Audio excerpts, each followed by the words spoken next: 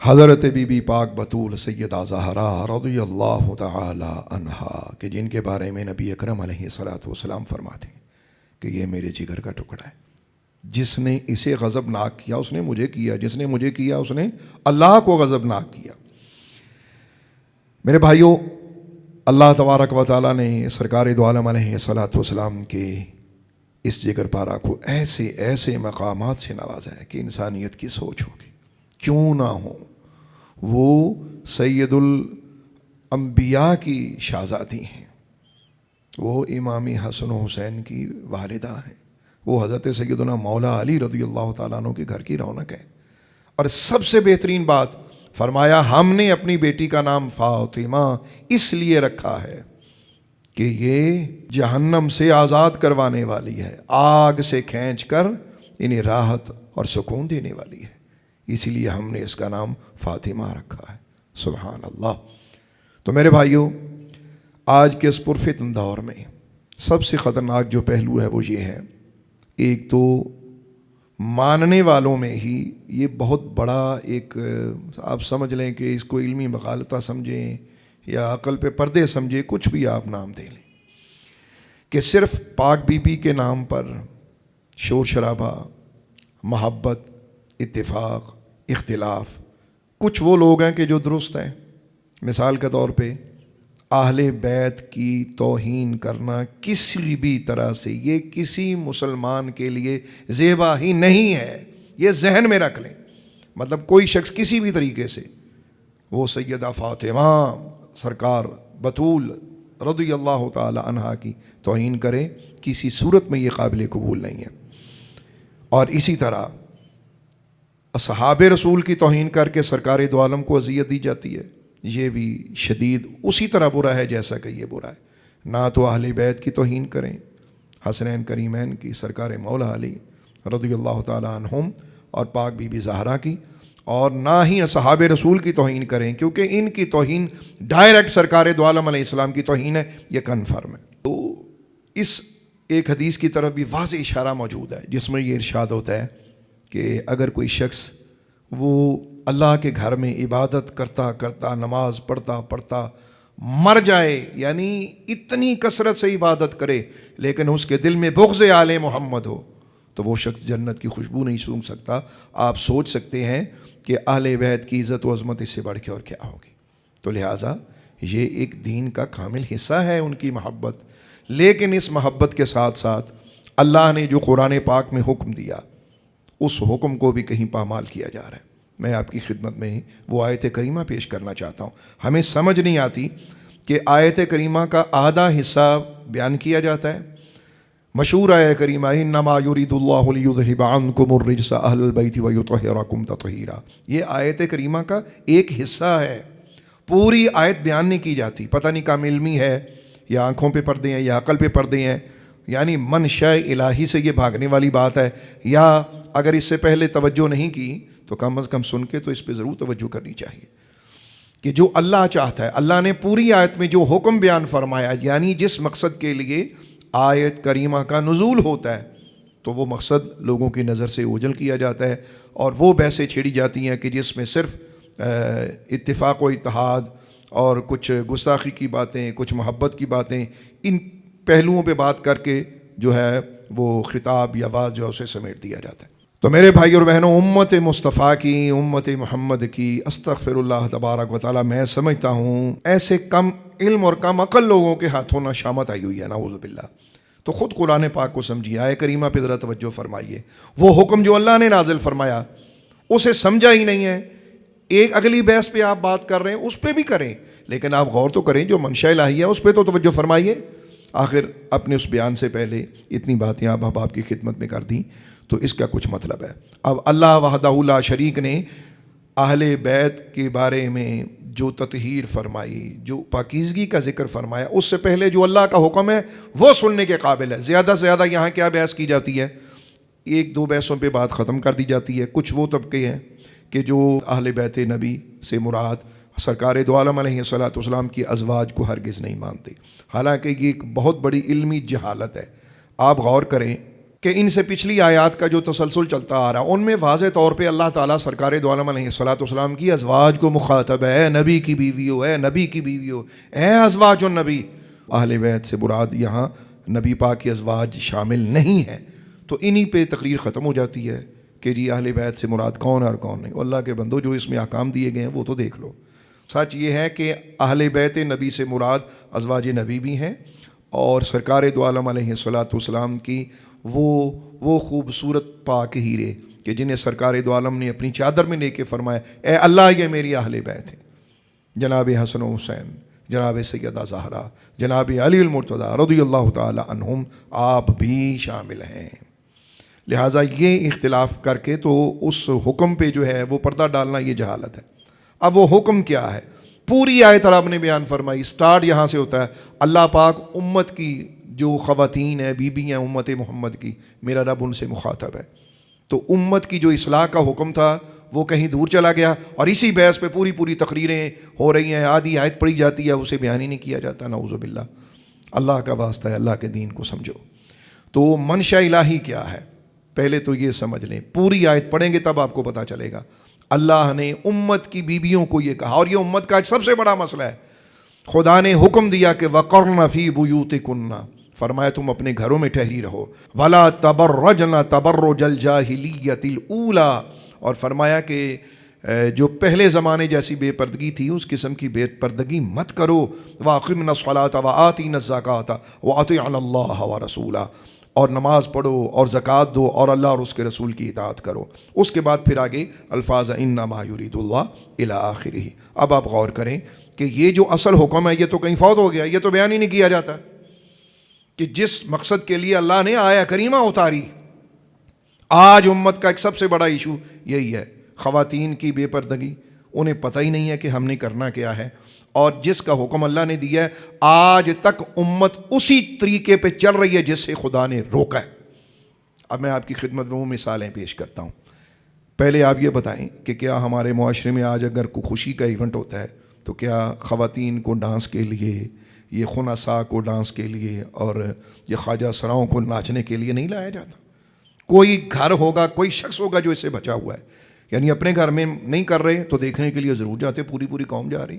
Culture ہے جی، یہ کفر کا کلچر ہے، اور یہ قرآن پاک کی آیت سے ثابت کروں گا آپ کے سامنے ابھی یہ بات آئے گی. اور کفر کے کلچر کو کھول رکھا ہے جس سے اللہ نے روکا ہے، پوری قوم اس میں مبتلا ہوئی ہے.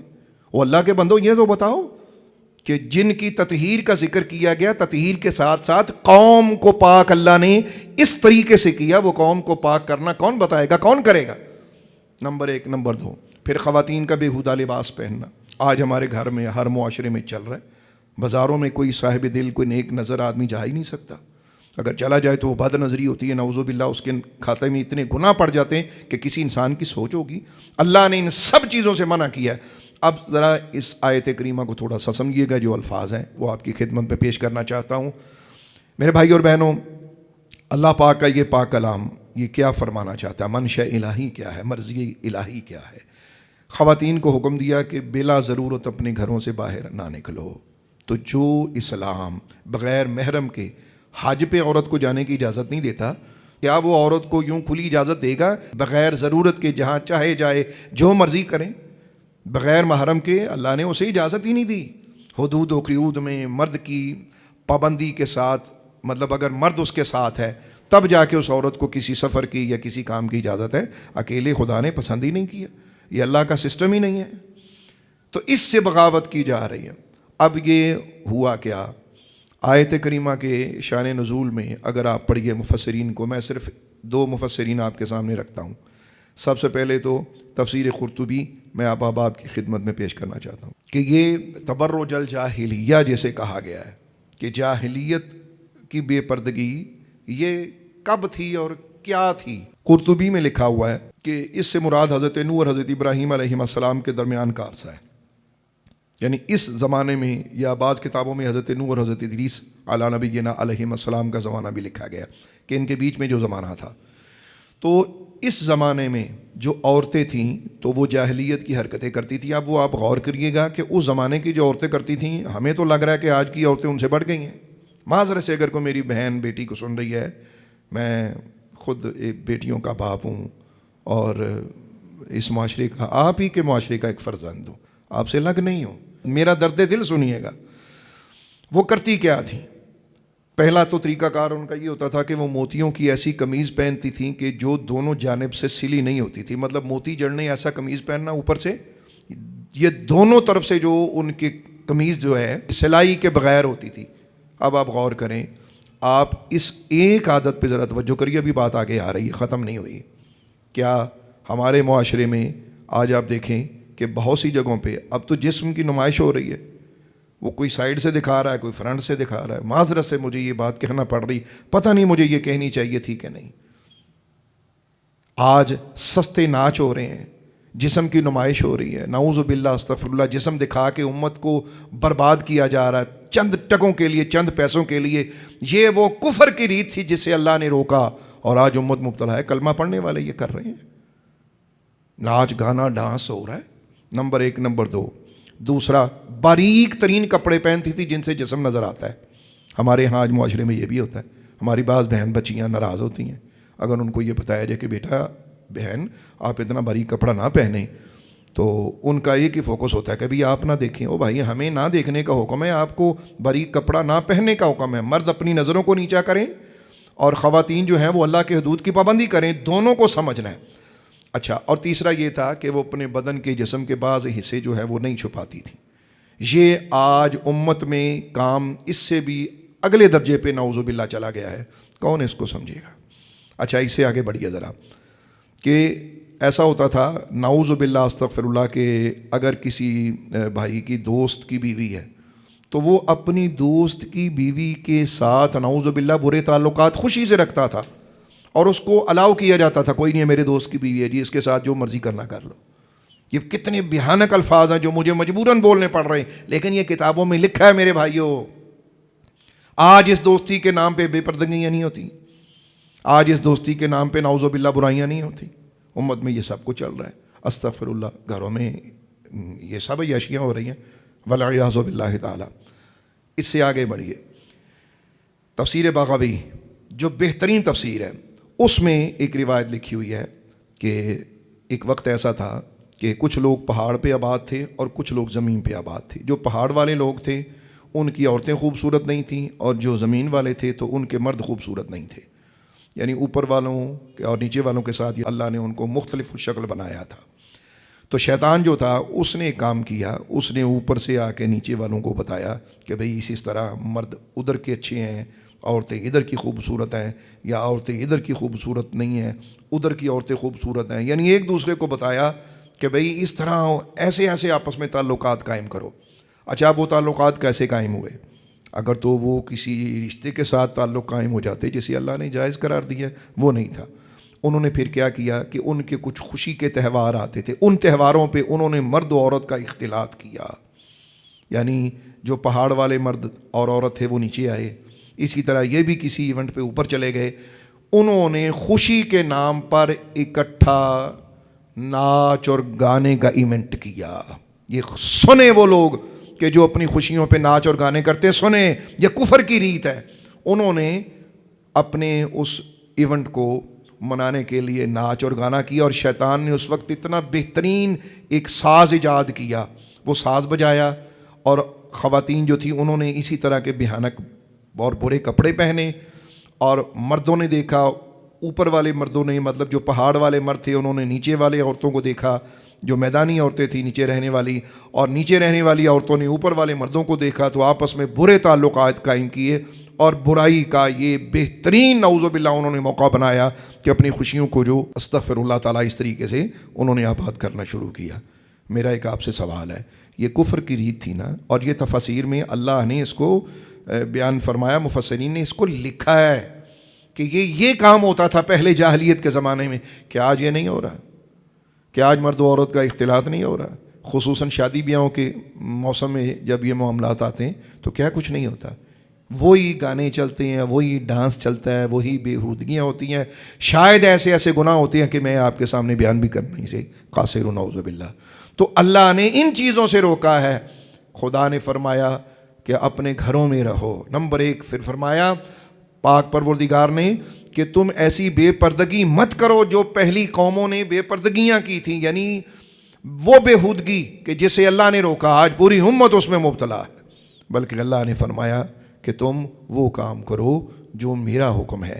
اس سے پچھلی آیات میں باقاعدہ احکام موجود ہیں، سورہ نور میں یہ احکام موجود ہیں، تو اس آیت کے حوالے سے یہ بیان کرنا بہت ضروری تھا۔